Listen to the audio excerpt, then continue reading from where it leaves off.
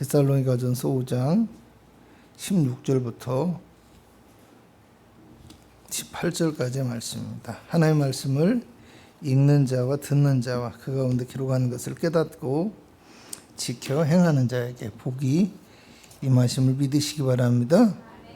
제가 봉독해 드리도록 하겠습니다. 항상 기뻐하라. 함께하는 게 낫겠습니다. 함께합니다. 시작. 항상 기뻐하라. 쉬지 말고 기도하라. 범사에 감사하라. 이것이 그리스도 예수 안에서 너희를 향하신 하나님의 뜻이니라. 아멘. 하나님의 뜻은 이것입니다. 나는 제목으로 은혜를 나누고자 합니다. 자식은 부모의 뜻을 알고 따를 줄 알아야 효자가 되고요. 신하는 임금이 원하는 것을 알고 행동할 때 충신이 되어질 수 있고요. 또 학생은 스승의 가르침을 배우고 본받아야 참된 제자가 될 수 있다고 합니다. 민족의 명절인 추석인데요. 추수에 대한 기쁨을 함께 누리고 감사를 드리며 축제를 즐기는 절기입니다. 우리나라는 특별히 조상들의 수고와 노력을 기억하고 감사하는 풍습으로 고향을 찾거나 가족과 친지를 만나서 나누기도 하고요. 또 은혜를 입은 사람들에 대한 어떤 감사를 표현하는 것을 미덕으로 생각하며 이 명절을 지켜오고 있습니다. 자식이 부모의 은혜에 감사하고 신하가 임금을 높이고 학생이 스승의 은공을 기억하는 것은 사람이 마땅히 실천해야 될 모습이라고 할 수 있습니다. 무엇보다도 우리 믿음을 가진 그리스도인들은 이 땅에서 은혜를 입은 사람들에 대해서 감사하는 것도 중요하지만요, 영적인 부모이자 생명의 주인이시며 우리의 스승이자 인도자가 되시는 하나님께 감사할 뿐만 아니라 하나님의 뜻을 알고 실천하는 하나님의 참된 자녀가 되어지고 충성스러운 일꾼이자 신실한 믿음의 제자가 될 수 있어야 된다는 사실을 기억하실 수 있기를 바랍니다. 지난 주일에 사무엘상 23장 1절에서 5절의 말씀으로 주의 말씀을 따르는 사람이라는 제목의 말씀을 나누었는데요. 사실 1번이었고요. 이번 주 순서대로 한다면 시리즈로 해서 2번 연속 설교를 2번을 해야 되는데, 오늘은 제가 명절 기간이라고 조금 쉬어간다라는 의미에서 본문의 말씀을 준비했어요. 근데 말씀을 듣고 말씀을 읽고 묵상하고 준비하다 보니까 또 이 말씀이 전혀 다른 말씀이 아니더라는 겁니다. 여러분, 지난주의 말씀을 살펴보면요, 예배하고 기도하는 사람은 많아도 주님의 말씀을 믿고 따르는 순종의 사람은 찾아보기 힘든 시대를 살아가고 있다고 했어요. 그렇지만 진짜 하나님의 사람은 이 땅의 모든 것을 하나님께서 주장하고 계시고 있다라는 사실을 확신하고 마음의 믿음으로 어떤 상황 속에서도 하나님의 말씀에 순종하며 믿음의 길을 갈 수 있어야 한다라는 말씀을 드렸습니다. 그리고 사울이 왜 하나님께 버림받고 실패하게 되었는지에 대해서 말씀을 드렸고, 반대로 다윗이 어떻게 하나님의 선택을 받고 민족을 구원하는 왕이 되었는지에 대해서 살펴보면서요, 자기 백성을 구원하지 못하고 결국은 자기 자신도 욕망을 따르고 살아가다가 자신마저도 망하게 되어진 사울의 경우와, 그럼에도 불구하고 다윗은 목숨을 위해서 도망 다니고 있는 신부임에도 불구하고 하나님의 뜻에 순종함으로 백성을 구원하는 진짜 왕다운 모습을 보여주고 있다고 말씀을 드렸습니다. 하나님의 뜻을 믿고 순종하는 사람을 하나님께서 인정해 주시고 하나님께서 사용해 주시더라, 이런 말입니다. 이어지는 이 두 사람, 사울과 다윗의 이야기를 보면요, 사울은 계속해서 다윗을 죽이려고 쫓아다닙니다. 왜냐하면 힘과 능력과 권세를 가진 사람이기 때문에.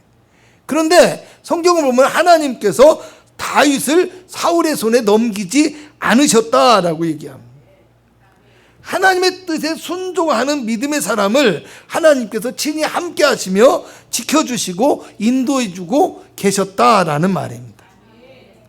여러분, 자식은 부모를 신하는 임금을, 학생은 스승을 존경하고 섬기며 살아가는 것도 중요하지만요, 그 하나님의 뜻을 알고 따르며 실천하는 것이 어찌 보면 더 자녀답고 더 신하답고 더 제자다운 것이라고 우리가 알아야 됩니다.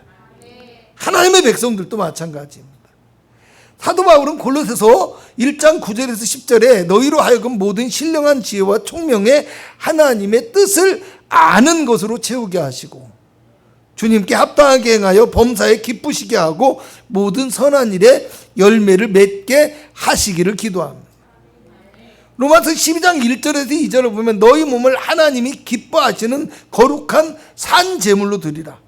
이것이 너희가 드릴 영적 예배라고 하면서 너희는 이 세대를 본받지 말고 오직 마음을 새롭게 함으로 변화를 받아 하나님의 선하시고 기뻐하시고 온전하신 뜻이 무엇인지 분별하도록 하라.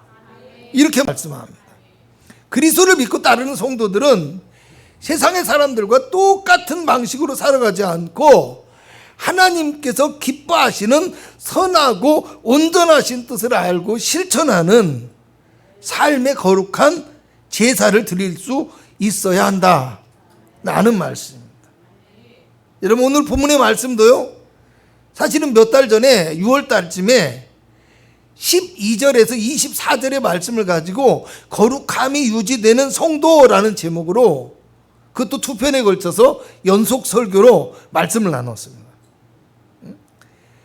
주님께서 오시는 그날까지 우리가 거룩하고 흠없게 보존되는 성도가 되기 위해서 그 방법을 복음 진리의 말씀을 따르며 또 하나는 적극적인 신앙의 실천을 통해서 우리가 거룩하고 구별된 성도의 모습을 유지할 수 있게 되어질 것이다. 이런 말씀을 드렸는데요. 그래서 12절부터 15절까지의 말씀은 어떤 부분을 얘기하냐면 육적인 부분에서의 신앙의 실천을 이야기하고 있어요. 그리고 뒤에 나오는 19절부터 29절까지의 말씀은 영적인 면에서의 신앙의 실천을 말하고 있고요. 본문인 16절부터 18절까지는 우리의 마음가짐과 생각과 같은 혼에 속한 부분을 이야기하고 있는 것이라고 할 수 있어요. 할렐루야. 오늘 말씀을 다시 보면 이렇습니다. 항상 기뻐하라, 쉬지 말고 기도하라, 범사에 감사하라. 이것이 그리스도 예수 안에서 너희를 향하신 하나님의 뜻이니라고 말씀합니다.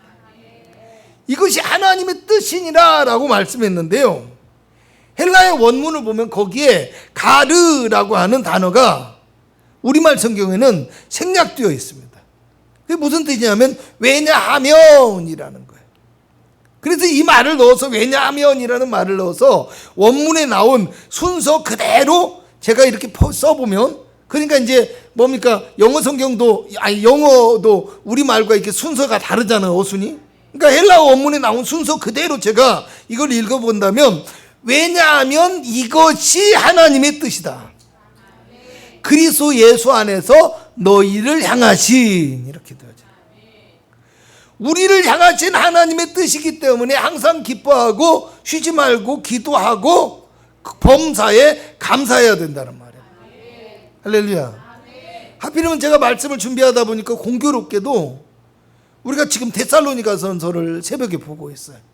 다음 주에 여기 있는 말씀을 또 해야 되는데 어떻게 해야 될지 고민이 돼요. 그런데 여러분 지난주에 이 말씀을 보면서요, 이 말씀을 보면서 하나님의 뜻이라는 말의 의미를 4장에서 보았어요.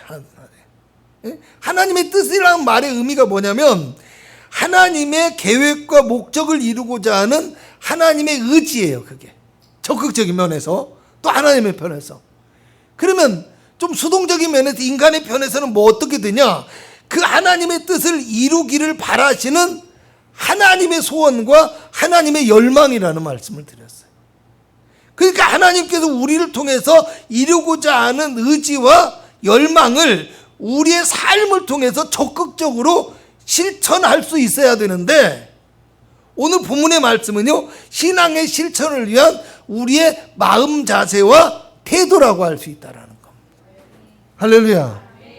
그러니까 여기서 말하는 하나님의 뜻은요, 12절에서 15절까지의 육적인 삶의 실천적인 부분과 또 오늘 본문인 16절에서 18절까지의 마음에 해당하는 혼적인 부분과 또 19절부터 22절까지의 영적인 삶의 원리를 다 포함하고 있다고 할 수 있는 거예요. 할렐루야. 그래서 성도는 어떻게 해야 돼요? 영혼 육의 조화가 이루어져야 되는 거예요. 그래야 삶의 어떤 거룩한 열매를 맺고 하나님의 뜻과 영광을 나타낼 수 있다라는 거. 이것을 우리가 알아야 돼.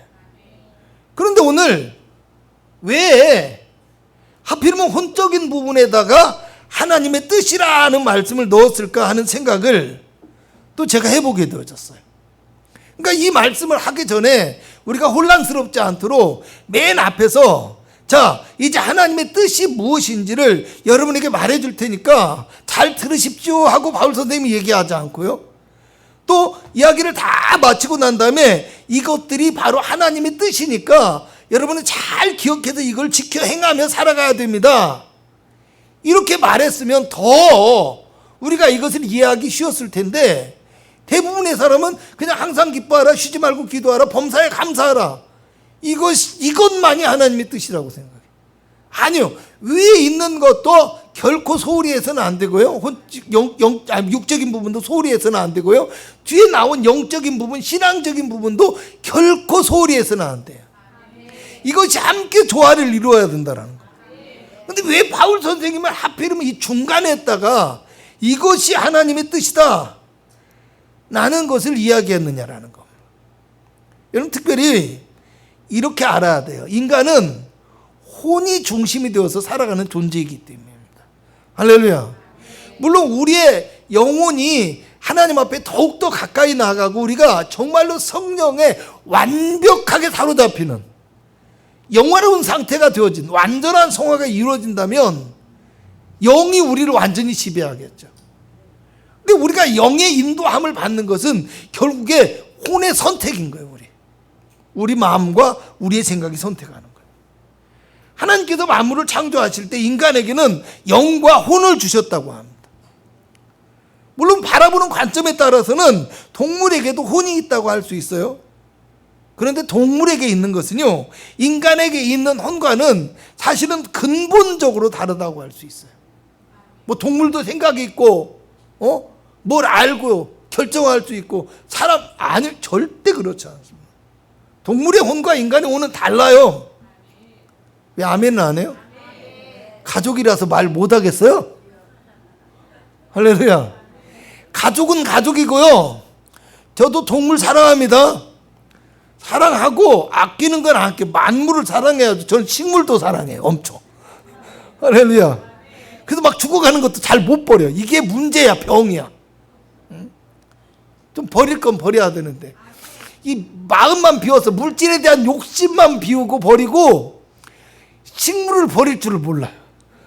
큰일 났어요. 그래서 요즘 많이 버리고 있습니다. 아멘.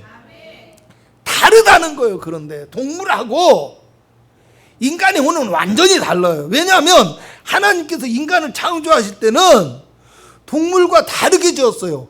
우리의 형상, 그러니까 하나님의 형상과 하나님의 모양을 따라서 창조하시고 인간에게는 하나님의 대리자가 되어서 세상을 정복하고 세상을 다스리는 영적인 존재로 만들어 주신 거예요. 아멘. 인간의 혼과 인간의 생각은 달라요. 아멘. 열내면 안 되죠. 여러분 그래서 동물은요 그냥 육적인 것과 감각적인 것만을 의식하고 판단하는 1차원적인 의식을 가지고 살아가요. 1차원적인. 그냥 1차원적인. 갑자기 생각이 안 나는데요. 어떤 사람의 어떤 욕망 가운데 5단계라는 게 있어요. 그래서 가장 1차원적인 게 욕망이 뭐냐면 이 육적인 거예요. 육적인. 먹고 마시고 생존하는 거. 동물은 거기까지밖에 존재를 못하는 거예요. 인간은 뭐예요? 자아를 실현하는, 영어를 써서 셀프의 단계까지 이르는. 아멘 좀 해요. 몰라서. 할렐루야. 정말 여기 와서 처음 영어를 쓴 것 같은데 이 자아 실현의 단계까지 이르는 정말 특별한 존재이고요. 신앙적으로 보면 영적인 차원까지 함께 존재하는 거예요. 아멘. 그래서 인간의 혼은요 어떤 거냐, 자유의지를 가진 영적인 차원의 의식이라는 거예요. 그래서 이 영적인 차원의 색다른 의식을 가지고 있기 때문에 육적인 것을 의식하고 판단할 때도 감각적인 것만으로 결정하는 것이 아니라 어떻게 해요? 도덕적이고 윤리적으로 판단하고 사회성을 가지고 판단하고 관계적인 면을 가지고 판단하는, 그리고 결정하는 그런 모습이 있는 거예요. 또 영적인 부분에서도 마찬가지예요. 하나님의 뜻에 비추어서 생각하고요, 우리 어떤 육적인 만족, 현실에서의 기쁨만을 추구하지 않고 무엇을 바라봅니까? 하나님의 영원한 생명과 하나님의 구원을 바라보며 그것을 위한 결정을 하게 되어야겠대요. 아멘. 그러니까 뭐요? 목숨이 지금 위태롭고 네가 죽는다 해도 어떻게 합니까? 내가 하나님을 배반하지 않겠다. 다니엘이 사자굴에 떨어질 위험 속에서도 하나님 앞에 드러내놓고 기도했던 거죠. 그의 세 친구가 풀무불에 강렬히 타는 풀무불 앞에서도 그의 믿음을 포기하지 않고 하나님을 따랐던 것처럼. 할렐루야.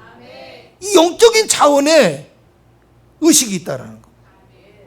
여러분, 여기서 이야기한 이 자유의지라는 것은요, 사전적으로는 그래요. 자신의 행동과 의사결정을 외부적인 어떤 요소들에 의해서 방해를 받지 않고 스스로 조절하고 통제할 수 있는 능력이라고 해요.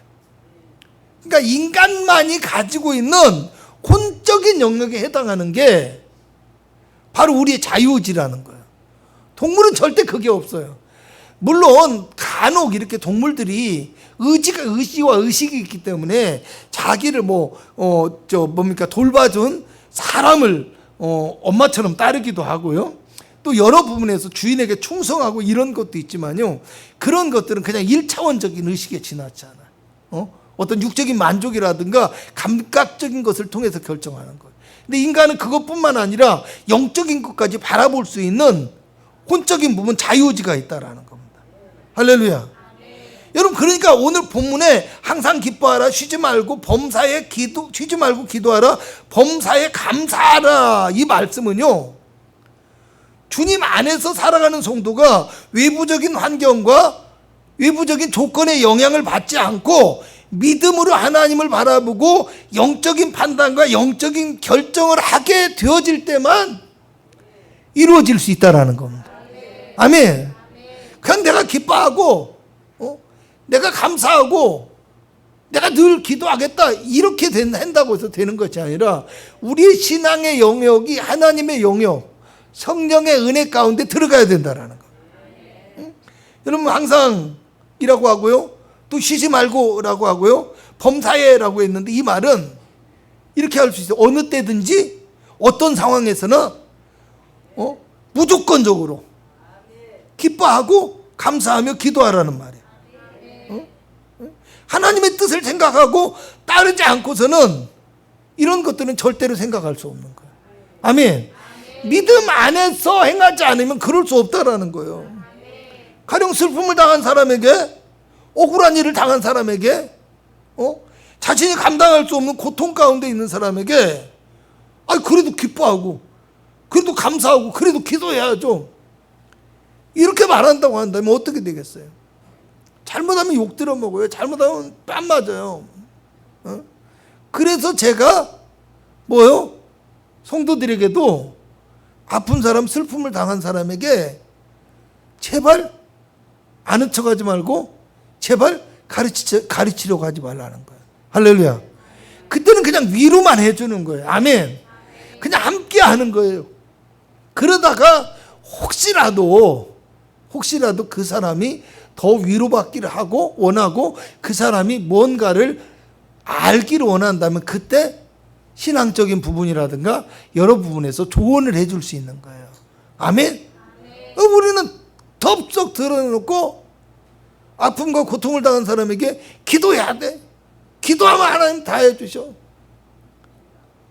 아무런 도움이 되지 않아요. 오히려 더 신앙이 멀어져 가요. 우리가 그걸 알아야 돼요. 아멘. 그 사람에게 기도하라고 하지 말고요, 내가 그 사람을 위해서 진심으로 걱정하고 하나님 앞에 기도하고 있구나라는 거를 느끼게 해줄 수 있어야 돼요. 그게 중요한 거예요. 여러분, 그런데 오늘 성경은요, 그렇게 할 수 없다고 하잖아요, 세상의 사람들은.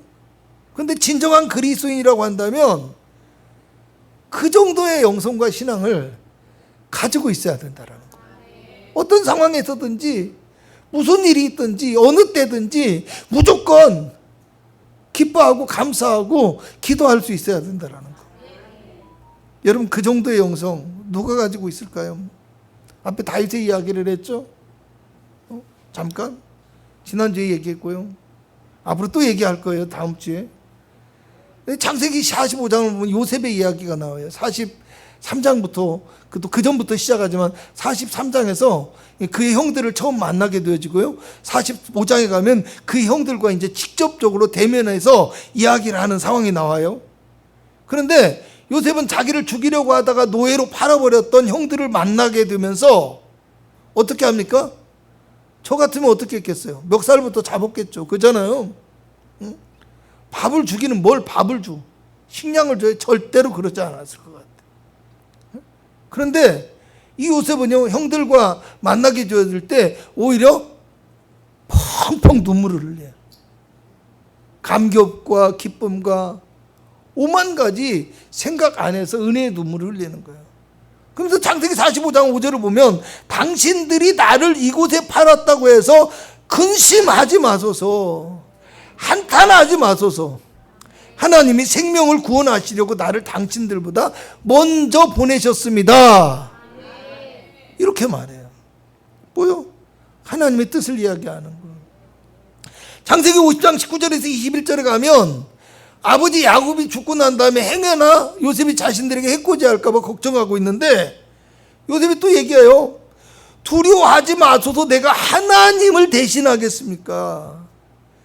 당신들은 나를 헤아려 했지만 하나님은 그것을 선으로 바꿔서 오늘과 같이 많은 백성의 생명을 구원하게 하시려 하셨나니. 이게 뭐예요? 하나님의 계획, 하나님의 의지, 하나님의 열망, 하나님의 소원인 거예요. 하나님의 뜻이라는 거예요. 그러면서 뭐라고요? 당신들은 두려워하지 마십시오. 내가 당신들과 당신들의 자녀를 기르겠습니다 라고 하면서 오히려 그들에게 위로를 던졌다라는 겁니다. 아멘. 단순히 내 뜻과 내 감정을 억제하는 것에서 넘어서서 완전히 하나님의 마음을 가지고 그들을 바라보고 하나님의 뜻을 실현하고 있었다라는 겁니다. 여러분, 오늘 우리를 향한 하나님의 뜻이 무엇인지 생각해 볼 수 있기를 바랍니다. 귀한 명절을 가족과 친척, 이웃과 함께 보내게 될 텐데 과연 나는 하나님의 사람으로서 어떤 마음 자세와 어떤 태도를 가지고 바라보고 판단하며 또 어떤 결정과 어떤 행동을 해야 할 것인지를 우리 한 번쯤 생각해 보시기 바랍니다. 시간이 많았으면 눈 감고 생각해 보라고 하겠습니다. 근데 그럴 수는 없고요. 꼭 집에 가서 생각해 보시기 바랍니다. 밥 먹을 때도 생각해 보시고. 아멘. 여러분, 다윗은 시편 40편 8절에 이렇게 고백을 해요. 내가 주의 뜻 행하기를 즐기오니 주의 법이 내 심중에 있나이다. 아멘. 내가 주의 뜻을 행하는 것을 즐겁게 생각하고 즐기며 살아간다라는 겁니다. 얼마나 감사한 일이에요. 하나님의 법이 내 머릿속에 있는 것이 아니라 내 가슴에 있다라는 겁니다. 아멘. 나의 영혼을 하나님의 법이 지배하고 있다라는 거예요. 여러분, 혹시 우리가 아직 부족해서요? 아직 신앙의 연단과 성화가 부족해서 요셉과 같은 사랑의 마음이 없고 다윗과 같은 어떤 하나님 앞에 충성하는 어떤 믿음의 심정을 가지고 있지는 못할지라도 단 한 번이라도 이 명절에 하나님의 뜻을 구하며 기도하고 하나님께 감사하고 기뻐할 수 있는 시간을 보낼 수 있기를 바랍니다.